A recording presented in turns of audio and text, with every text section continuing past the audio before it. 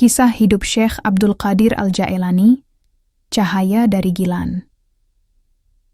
Pada tanggal 1 Ramadan 470 1777 M, di sebuah desa bernama Naif di Provinsi Gilan, Persia, sekarang Iran, lahirlah seorang bayi yang kelak dikenal sebagai Syekh Abdul Qadir Al-Jailani.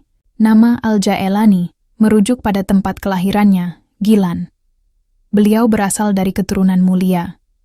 Dari pihak ayah, beliau adalah keturunan Hasan bin Ali, cucu Nabi Muhammad SAW, dan dari pihak ibu, keturunan Husain bin Ali, cucu Nabi Muhammad SAW. Sejak kecil, Abdul Qadir menunjukkan tanda-tanda keistimewaan. Dikisahkan bahwa sejak bayi, ia tidak menyusu pada siang hari selama bulan Ramadan, seolah-olah ia sudah berpuasa sejak lahir. Pada usia 18 tahun, Abdul Qadir memutuskan untuk pergi ke Baghdad, pusat ilmu dan peradaban Islam saat itu, untuk menuntut ilmu.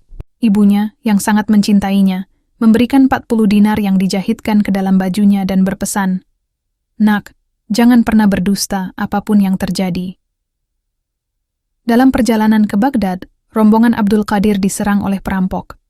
Ketika ditanya oleh salah satu perampok tentang apa yang dibawanya, Abdul Qadir dengan jujur menjawab bahwa ia membawa 40 dinar yang dijahit di bajunya.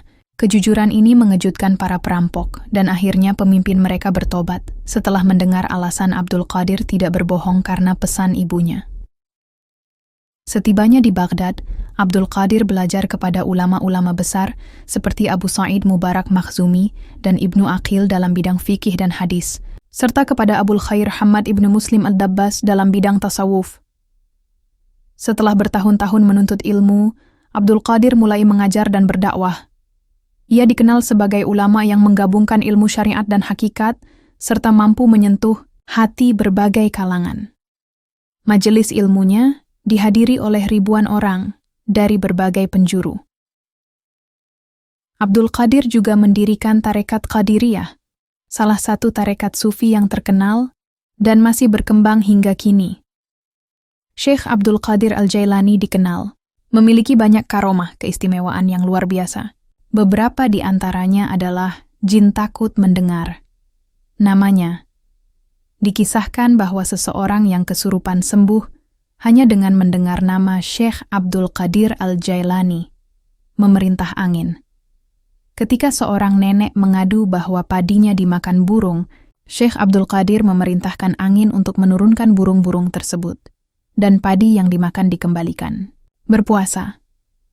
Sejak bayi. Seperti disebutkan sebelumnya, sejak bayi beliau tidak menyusu pada siang hari selama bulan Ramadan. Menghidupkan hewan mati. Dikisahkan bahwa beliau mampu menghidupkan kembali burung yang telah mati. Sebagai seorang wali Allah, Syekh Abdul Qadir tidak luput dari ujian. Dalam sebuah kisah, beliau digoda oleh setan yang menyamar sebagai cahaya dan mengaku sebagai Tuhan, menawarkan keringanan syariat. Namun, dengan ilmu dan ketakwaannya, beliau menyadari bahwa itu adalah tipu daya setan dan mengusirnya.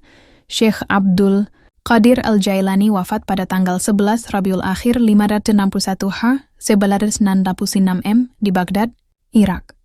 Menjelang wafatnya, beliau berkata kepada putranya bahwa seluruh tubuhnya sakit kecuali hatinya, karena hatinya selalu bersama Allah.